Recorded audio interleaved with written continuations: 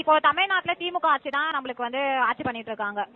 So அவங்களோட வந்து பணிகள்லாம் உங்களுக்கு எப்படி இருக்கு? நல்லா இருக்கா, நல்லா இல்லையா, இல்ல கொஞ்சம் பரவாயில்ல அப்படின்னு ஏதாவது நினைக்கிறீங்களா? நல்லாவே இல்ல.